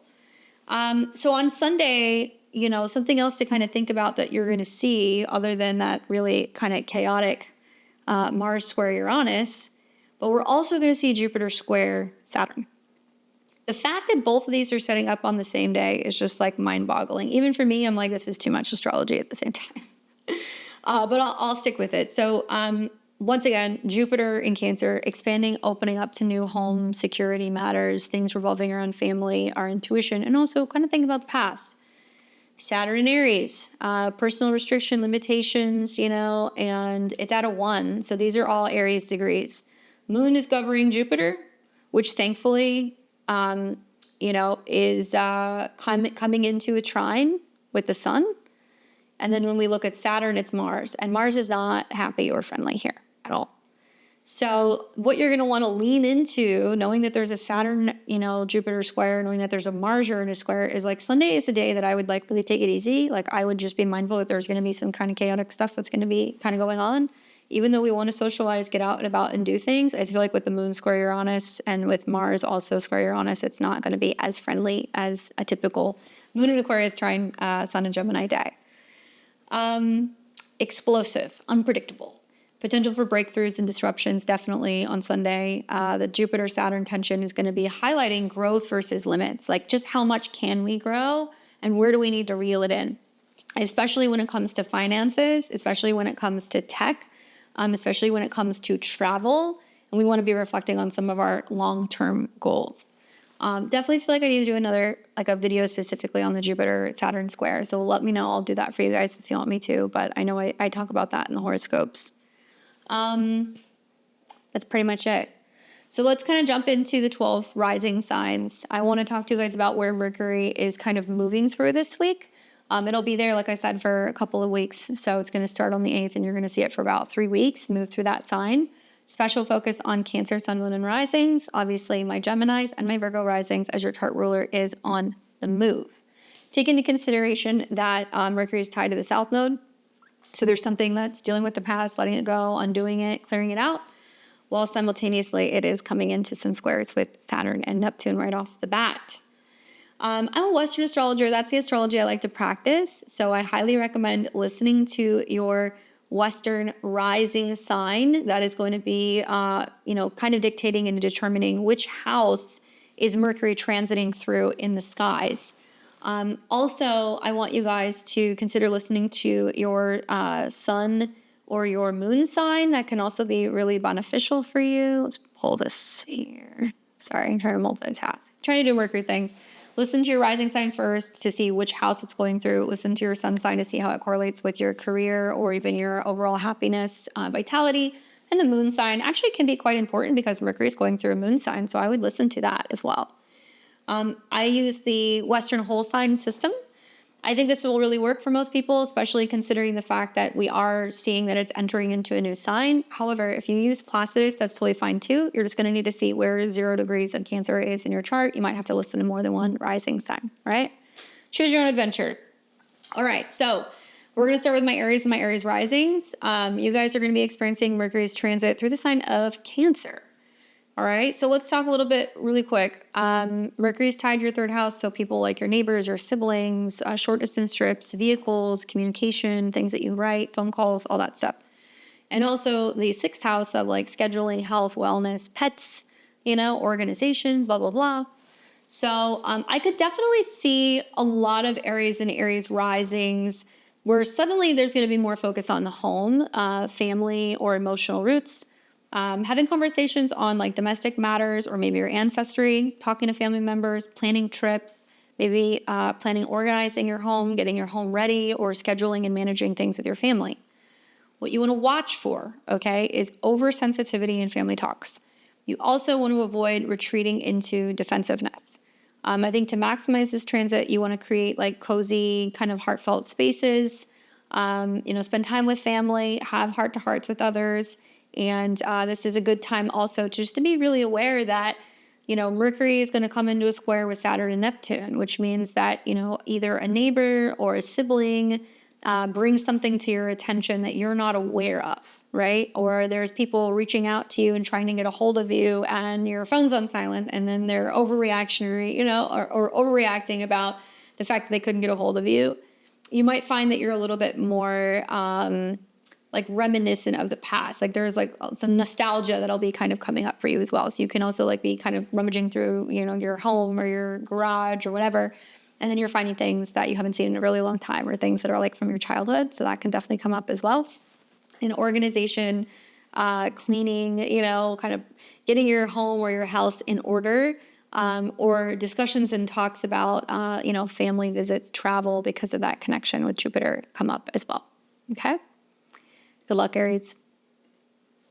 We've got Taurus and Taurus rising. What's up, Taurus? You are going to have Mercury transiting through your natal third house in the sign of Cancer. And for you guys, this is great because, Cancer is a sign that's friendly with you. If you're a Taurus, Sun, Moon, or rising, you're going to be really benefiting from planets going through your third house, enhancing communication, sextiling some of your natal placements in Taurus, where you're going to feel a little bit more grounded, safe, and secure. Mercury is directly tied to your money, your possessions, your resources, your spending power, as well as your fifth house of creativity, self-expression, children, anything connected to romance.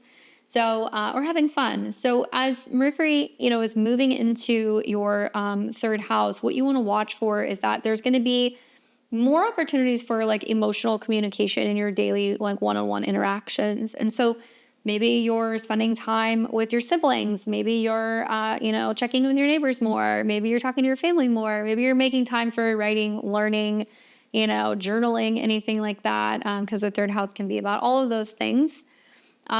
And I think that you might have deeper discussions with relatives and people who are kind of like close to you. And this can be in person, this can be by phone, whatever. I think that this could also be directly connected to some kind of creative writing or some kind of communication or discussions or talking about children. It could also be education for children, traveling and trips and how it correlates with children or younger people. Or maybe it's going to be about meeting somebody, some romantic connection that you have on a local level. Anyway, the list goes on and on. But for you guys, I would say what you're going to want to focus on and what you want to watch for is that there can be misunderstandings that can come up if emotions are kind of clouding your clarity. Avoid overthinking like local issues or transportation issues, and to really maximize this transit, this is about expressing your feelings through writing or through blogging or journaling. It could mean that you're starting a new website, you're starting a new podcast, that you're focusing more on listening, especially, being more understanding and compassionate with other people. And keep in mind that it is going to come into a square right off the bat with Saturn and Neptune in the 12th house, which for me is more like reflective. It's like, okay, I'm not talking, I'm listening. What do you want to tell me? What do you want me to hear? And then actually actively listening and like going back and forth with this other person, whoever this is, and maybe taking a little bit of time to kind of sleep on it or think about things before you decide to post or say or share or send the email or the letter, right? That kind of stuff. Anyway, good luck, Taurus. Let me know what happens. We got Gemini and Gemini rising. You guys are going to be experiencing Mercury going through the sign of Cancer in your natal second house, which deals with money, personal possessions, values, and your sense of security. Obviously, you're ruled by Mercury, so it represents your mind being on your money being on your mind, but also how you feel, Cancer, about your security, about your living situation, about what you have or own or possess, or maybe thinking about buying or spending when it comes to home or family matters. Especially true because Mercury is connected to your fourth house of the family. So it can mean that there is going to be more conversations revolving around, buying furniture, moving, home expenses, things kind of connected to property, real estate, family money, and things that are coming in that's benefiting you. To be honest with you, Jupiter and Mercury meeting can be really significant for family financial upward swings, like positive things can be coming in because Jupiter deals with your relationships. So whether it's like a business merger, a new client, if there's an attorney that's helping you get money, if there is money that's coming through, your partner's family, whatever, something positive can be kind of happening here. Good money news in general also, I think, increase confidence and feeling really good about your financial, your physical situation. Definitely the focus on self-worth as well as finances. And maybe money talks being like a little bit more intuitive. What I would watch for is emotional spending. Okay, that can happen here. Also, spending on others or buying other people nice things or, making a luxury purchase, which is not bad. And also undervaluing your skills. That's something you want to watch for because you're going to see Mercury off the bat come into a square with Saturn and Neptune. So there can be a lot of like, well, I don't feel supported or I don't feel like people are being generous with me or like they're not considering me, so I'm going to treat myself kind of vibe. That's kind of what I'm getting. Or there could be a clash over like values that you have with like other people. So it could be friends or, kind of like your community. But you're investing in yourself because the transit's going through the second house. So what you're going to want to watch for, I think, to really maximize this transit is budget with intuition and logic, right? And negotiate from a place of confidence and don't sell yourself short during this particular transit. And it might mean that you're trying to come up with like new ways or solutions to be able to kind of manage financial things or even social things with support of other people. Good luck, Gemini. All right, we got Cancer and Cancer rising. What's up, Cancer? You guys have the megaphone. You have got, obviously, Jupiter's in your sign now, so let me know how you guys are feeling with that. But Mercury is coming into your sign. So Mercury is directly connected to your 12th house of your subconscious, things that are kind of hidden or private, your intuition, your gut, and your sleep, as well as the third house, which deals more with communication, short distance travel, communication sometimes with siblings, with neighbors. It can also mean that there is some stuff that's kind of working itself out, maybe subconsciously, that now you're becoming aware of. It could be like a dream that you decode. It could also mean that there are some shifts in regards to your spiritual practice. And Mercury is going to be pretty loud and proud and in charge when it's in your first house. So not only with Jupiter being there, but I think with Mercury and Jupiter being in your sign, this is about your voice really carrying some kind of emotional weight. It can mean that there is more of a focus on a balance of like the mind, body, spirit, where, mentally and physically, you're trying to focus on positivity, being active, sticking to a routine, really being in check with your emotions. And I think it's about other people seeing you as nurturing, but also sensitive. And what you're going to want to watch for, because this can happen, is that there can be a sense of you taking criticism, like personally. That can happen because Mercury is going to come into a square with Saturn and Neptune, where you could feel like whether it's like a boss or it's a parent, or it could be an authority figure, or it's like you're really trying to focus on positivity and kind of like hyping yourself up, which I think you need to with Mercury and Jupiter in your sign. But you find that sometimes it's a little bit challenging because of the state of what's going on professionally, or the job search, or the parenting responsibilities, or whatever.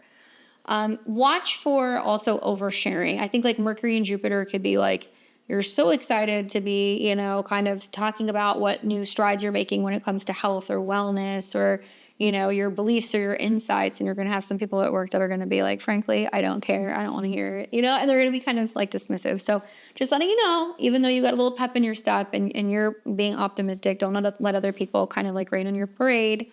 And speak authentically, set boundaries, and you can use your intuition or your empathy to kind of connect with people during this particular transit. Meditate when you wake up in the morning too with that 12th house connection. Get clarity on your day before you get started. Really check in with your emotions. We've got Leo and Leo rising. You guys are going to experience the Mercury transit in the sign of Cancer in your natal 12th house.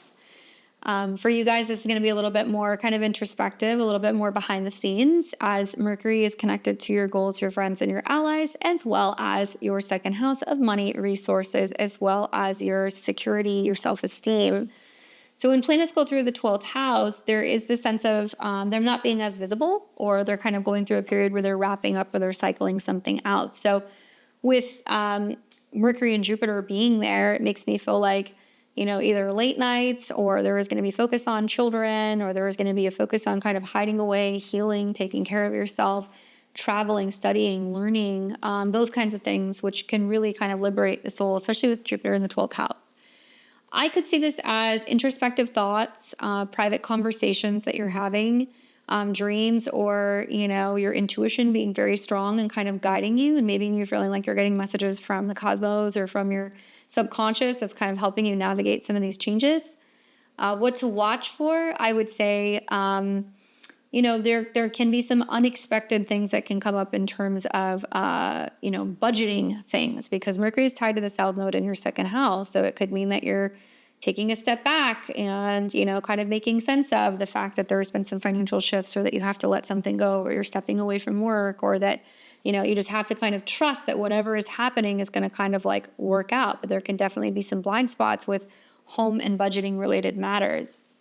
The other thing you're going to want to watch for is that there can be, miscommunications that can happen due to unspoken feelings. If you're not sharing with other people, telling them how you feel, if you're isolating yourself, right? If you're not like connecting, like other people are going to have a hard time kind of understanding what you're going through and how to connect with you, especially because Mercury and Jupiter are going to be kind of in a square with Saturn in your ninth.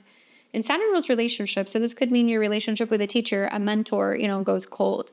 You got a relationship at a distance. Maybe you're kind of feeling like a little bit more, okay, I need some space. I can't really show up right now. And you need a couple of days to kind of work through this square. I would really recommend meditating or any kind of spiritual practice with Mercury in the 12th house, or reading or studying spiritual texts, journaling to process your thoughts, and sharing selectively only with trusted people in your circle. Good luck, Leo.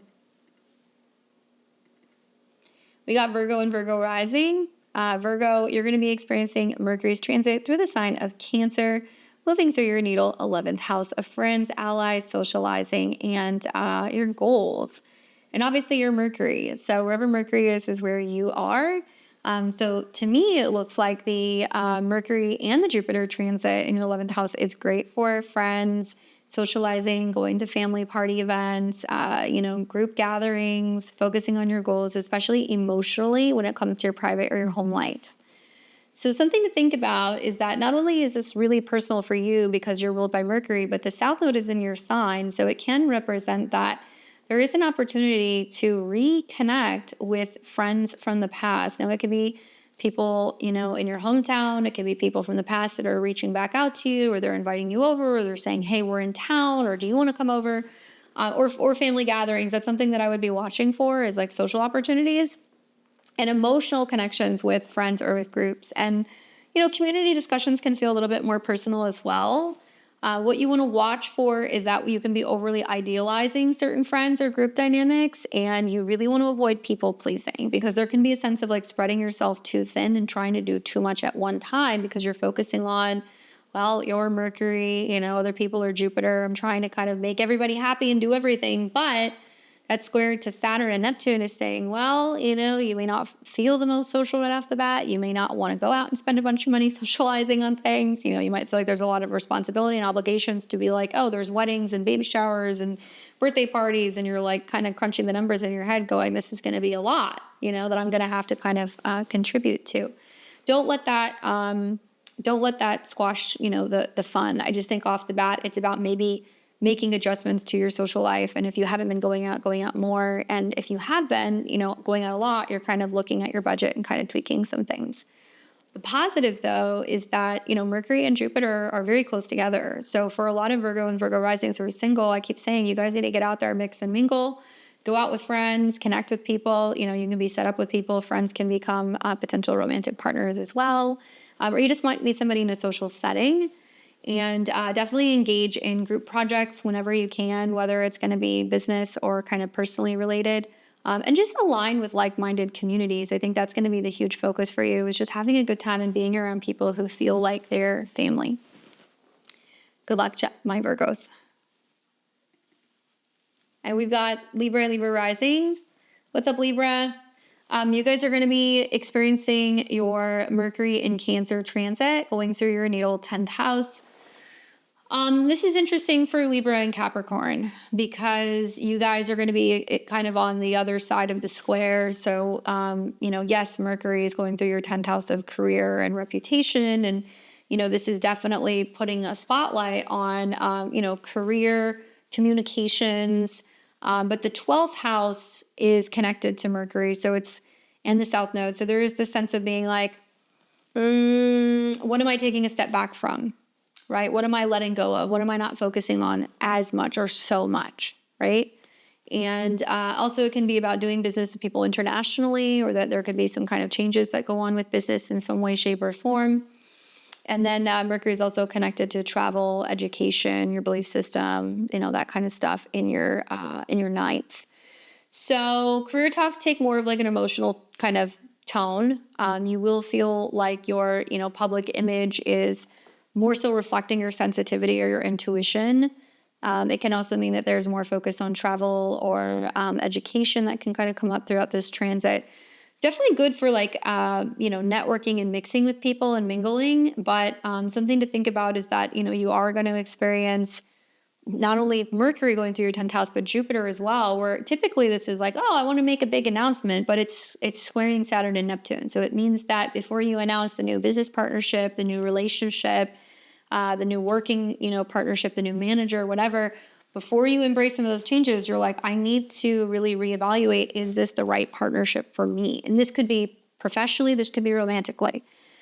The other thing that I think about is this is happening 10 signs away from your ascendant. So this is your personal karma, Libra, and you now being kind of put in the spotlight in some way, shape, or form. And Jupiter and Mercury are forming, T-square, especially if you're an early degree Libra, sun, moon, or rising, that it's almost like, okay, it's time to actually come to terms with the fact that something is about to change professionally for you. And that, maybe it is in a way looking at you're taking a step back or you're letting something go, but what do you have to gain? Because Jupiter is going to be there as well. I would say what to watch for: over emotional professional decisions. Like, that's it, I quit, I'm done, or, I'm all in or I'm all out. Like, somebody's going to try to reel you in and kind of try to talk to you about finding the middle ground. And avoid public oversharing is something else I would say, because there are some things that you're not totally sure of yet or you're ready to share with people. And to maximize this transit, communicate with authenticity at work. And also, I think this is about building trust in a professional sense with colleagues or with your clients. Good luck, Libra. We got Scorpio and Scorpio rising. What's up, Scorpio? Mercury is going to be transiting in the sign of Cancer, going through your natal 9th house, and a fellow sister water sign. So I think you and Pisces are going to like this transit. Obviously, Mercury is interesting for you because it is tied to your 8th house, which is a change and a transformation of the mind. So with Mercury going into the 9th, you're going to be noticing that there are some shifts in your philosophical beliefs and your beliefs revolving around Cancer things. What is family? Where should I live? What's my belief about the bigger picture of my life, right? What do I find the most valuable? even, changes that might be kind of coming up revolving around travel or around your values can definitely be kind of popping up throughout this transit. Maybe there's more communication about that.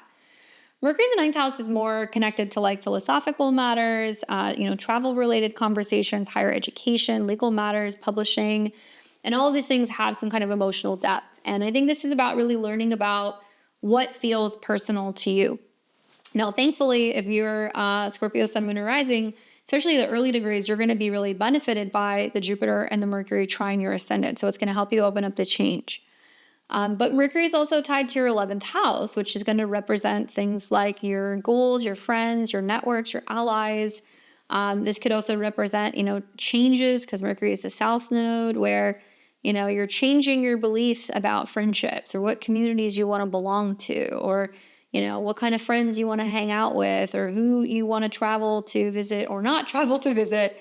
And throughout this transit, you're going to see that Mercury will right off the bat come into a square with Saturn and Neptune in your 6th. So I see this for you guys more about, letting go of old, outdated dogmatic beliefs or emotional debates, maybe avoiding fixation on certain belief systems or certain habits or certain kind of schedules or routines. And I like that Mercury's going through the 9th house because it helps you explore new ideas with an open heart. And it also helps you share insight through like teaching or writing, especially if you do any kind of work with groups. There may be opportunity for group travel that kind of pops up through here as Mercury's tied to the South node. So if you're traveling, you're going to plan somewhere that you're going, or someone's going to be in your neck of the woods. You can find ways to communicate and connect with people while they're traveling. That's pretty much it. I mean, I think the water signs are going to fare definitely a little bit better, and it looks like some of the aspects going on with your 7th house is also good for any like relationship conversations or working with like clients or business related things, and that could also provide opportunities for travel. Probably the only thing you're going to want to watch is like off the bat, also right when it comes out of a square with Saturn and Neptune, where there could be some negotiating how you can make some travel plans. Mercury will inconjunct or quincunx Pluto. So there is going to be some sense of, okay, what does this mean for changes for you emotionally or like with your home or your family? And I think a lot of what you're opening up to with the transits in your 9th house is that all of these things are getting ready to change. All right, good luck. Good luck with that Mars Uranus square this week too, Scorpio. All right, we've got Sag and Sag rising. You guys are going to experience Mercury's transit through Cancer in your natal 8th house. I think that for you guys, this is also an interesting one as, it's going through a part of the chart that is going to be very transformative. For Sagittarius, Mercury is traditionally associated with your 10th house of career, reputation, and your professional life, your status. So you're single, you're married, you're a CEO, you're, self-employed, like whatever. And it's also connected to your relationships. So changes and transformations will be going on 8th house when it comes to your status and your relationships, 8th house. And what this means and how it's being brought on by merger, right? 8th house is how we come together as one. We're sharing our home, we're sharing a finance, we are paying bills together, paying taxes together, we're having a family, like whatever. Insurance matters, tax matters, those things can kind of come up in conversations with other people about some of these topics, whether it's, professional conversations with clients, or you're having conversations with your spouse about your joint finances or your spending. And the South node is connected to Mercury. So there is some sense of, a lot of Sag and Sag risings are going to have a status change. I've seen a lot of Sag risings, maybe it's because Uranus is getting ready to go into your 7th house, that suddenly they're like, I'm in a relationship, or I'm pregnant, or I'm getting married, or I quit my job, like these things, big changes. And the emotional impact that that's going to have on you. Positive is that you've got your chart ruler, Jupiter, and your relationship chart ruler, Mercury, that are in close harmony in the 8th house. So you're doing this change with another person, emotionally, physically, financially. And it's squaring Saturn and Neptune in the 5th house. So matters of the heart, creative projects, where dating moves to the next phase, and now it's like more serious, and there's talks about commitment, or there's talks about moving in together, or having kids, or whatever. Or maybe that you're addressing intimacy issues and vulnerability revolving around where you've been hurt in the past and opening up to love again, or healing childhood trauma, right? Those could be some of the squares to the 5th. I think that what I would be watching for is just transformative conversations about shared resources and intimacy. And there's some emotional investigative vibes that kind of come up here. What you want to watch for maybe is like obsessive thoughts or like secretive communications. Like you want to be completely transparent about what your intentions are, what you want, what you're looking for, what you need for security. Some of you guys may benefit from diving into like research with a Mercury 8th house transit or investments or financing. Others are going to be more focused on therapy and learning how to communicate vulnerability with trusted partners. Good luck, Sag. Let me know what happens. We've got Capricorn and Capricorn rising. You guys are going to be experiencing Mercury's transit through your opposite sign in the sign of Cancer, moving through your natal 7th house. Now, obviously, interesting for all the cardinal signs, especially if you're an early degree, Capricorn, Sun, Moon, rising. Saturn and Neptune are going to be some of the focal points. If you look at your Capricorn stuff and then you look at Saturn, your ruler, squaring off with Mercury and Jupiter. Yes, the Mercury transit is important, but, you may feel a little rigid or wanting to stay at home or being stuck in the past, or there's some home and family stuff that feels like a little bit more prominent this week until we start seeing these squares ease up a little bit. So what you want to think about is that Mercury is tied to the 9th house and the South Node, which can be about travel, education, belief systems, legal matters, what you're learning or what you believe in. And it's also connected to your 6th house of work, habits, health, and your routine. So as it's going into the 7th house, somebody is coming in, Mercury, Jupiter transit, saying to you, hey, look, this might be your blind spot or something that you're not aware of, or this might be something that, you didn't know about me, or somebody presents themselves to you and suddenly they're very interesting and there's something kind of, alluring or attractive and like different. It could also be somebody who's offering you some kind of help or some kind of service. So it depends. Definitely good for relationship communication. I would say that Mercury and Jupiter in the 7th house, you might really enjoy going back and forth, talking to somebody that you just met. You may be more interested in, talking on the phone or, traveling with them or, having philosophical conversations with a partner or a therapist. I think that I would just watch for emotional discussions in partnerships and like relationships requiring nurturing and communication or others being a little bit more sensitive. And that this is squaring Saturn, which is your chart ruler in the 4th, where there's like a lot of you going like, I can't deal with the oversensitivity because I've got my own stuff that's going on, or I can't really focus on their needs because I've got things that I'm dealing with on the home front. It will be temporary. You guys will start to feel this kind of break as you're getting into later in June. But what to watch for, taking partners' words personally, avoiding defensive reactions, watching for very chatty or, communicative people. And there might be people who are just really interested in communicating and talking with you and going back and forth with you or, sharing, or in some cases, it can be people who are like kind of like dumping on you about stuff that they're going through. But I want to keep it positive. Traveling, communicating, connecting with other people definitely can be good, I think, during this transit. It's just getting outside of your comfort zone because it's a very different vibe than Capricorn is. And definitely if you have a marketplace, you have services, you sell something, you promote something, this can be really good for that. And also good for working with, therapists, teachers, managers, other people who can kind of like assist you as well. Okay. Good luck, Capricorn. All right, we've got Aquarius and Aquarius rising. You guys are going to experience Mercury's transit through the sign of Cancer in your natal 6th house. And it's moving through a house that it actually enjoys being in. So Mercury likes to like have a plan, get organized, focus on health and all that stuff when it's in the 6th house. And I think that that's really beneficial for you. Obviously, Mercury is tied to your 5th house of creative projects, children, romance, and play, as well as your 8th house of change, transformation, and anything in regards to joint assets and resources. So for my Aquarius and Aquarius rising, something that I think about is that, Mercury is going into a house that it performs well in, whether you want to focus more on prioritizing health or better habits or healing something or detoxing something, Mercury can help you do that. If you want to get organized, if you want to, organize your home, if you want to bring in somebody who can, be an assistant or can kind of help you clean your home, walk the dogs, water the plants, 6th house can be people who can come in that can help you. It's also a good time to meet with doctors. It's a good time to be meeting with healers or anybody who's going to take care of your health. Even like taking care of your pets and vet related visits can be good as well. The challenge here is that, Mercury represents like clearing out all the gunk. So I could see some people like being like, okay, I need to deal with a health issue, or I need to deal with an insurance matter, or I need to deal with a financial matter, and like I need help to do that. So you're going to be trying to find somebody to help you work through it.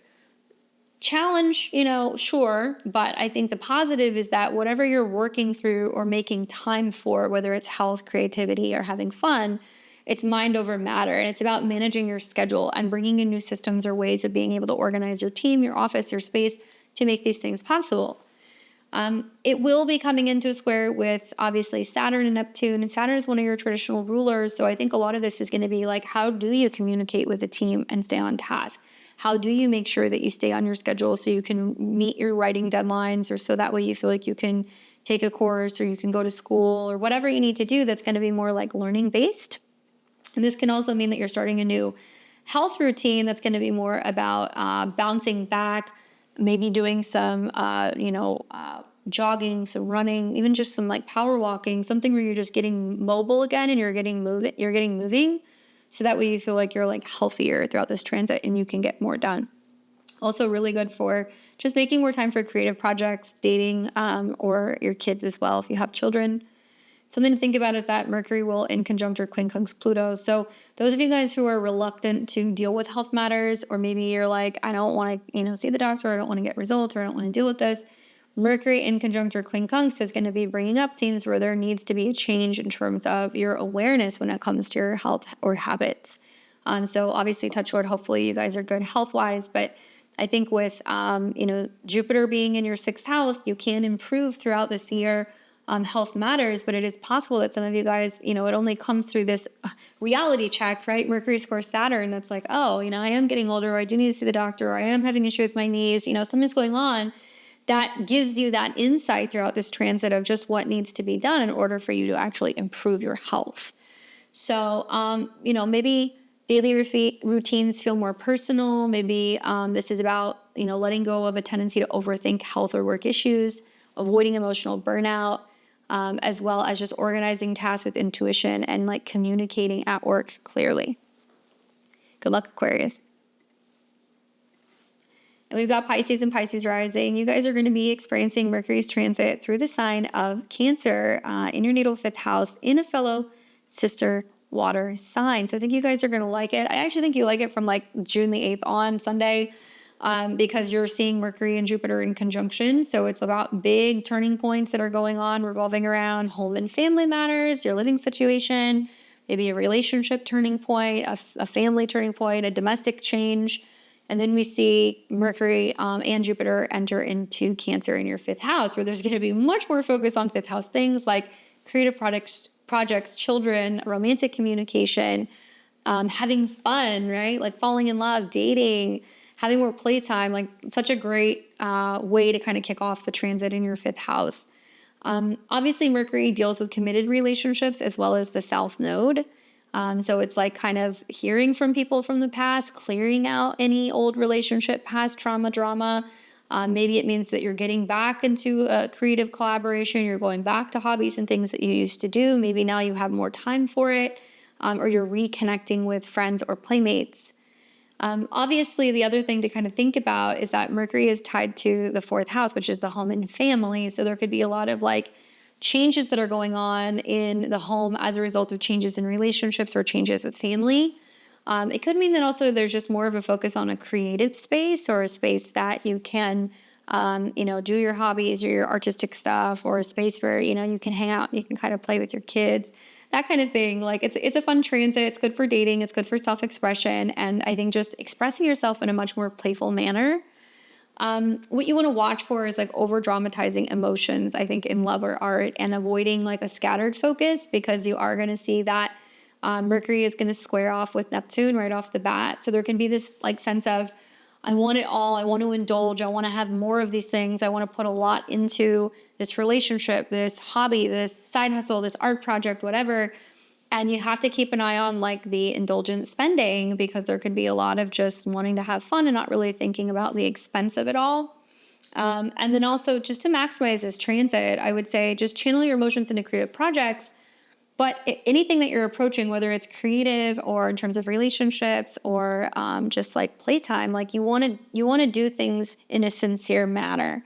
You want to make sure that, you're committed. And if you're dating, then you're communicating and telling people what you're looking for, what you're not looking for. And if you want something that's just more fun, fifth house, so be it, and also not allowing, your relationship status to dictate or determine your sense of self-worth, because we are going to see some of those squares that's happening to Saturn and Neptune in your second. Taking calculated risks, what you're investing your time, your energy, or your emotions into. I think that's like another thing. But for the most part, I think that you guys are going to like this, especially if you've got Pisces placements. And you'll start to see it the second half of the month, right when, Mercury's starting to kind of trine the north node and it's sextiling the south node, where I could see some Pisces and Pisces risings going, it's more about my happiness, my joy, not tying it or attaching it to a partner, focusing on my needs and like building myself up. And maybe learning to do that without feeling like you need validation from other people, I think is definitely something that can kind of pop up for you guys. Okay? So hopefully that's helpful for you. Definitely good luck on the dating and that kind of stuff. It looks pretty good with that conjunction right off the bat. All right, guys. Well, that is what I have for you for the astro weather for the week of the 8th through the 15th, 2025. Obviously, this week is a bit of like I don't even know. It's like a cosmic like do-si-do that we're doing, and things are all over the place. So you guys are gonna have to let me know how you're feeling.